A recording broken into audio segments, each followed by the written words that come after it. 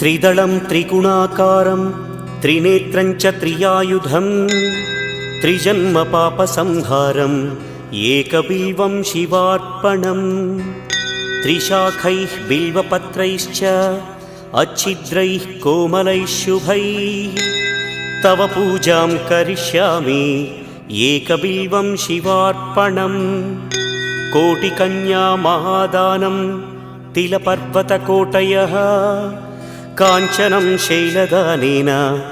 एकबिल्वं शिवार्पणम् काशीक्षेत्रनिवासं च कालभैरवदर्शनं प्रयागे माधवं दृष्ट्वा एकबिल्वं शिवार्पणम् इन्दुवारे व्रतं स्थित्वा निराहारो महेश्वर नक्तं हौष्यामि देवेश एकबिल्वं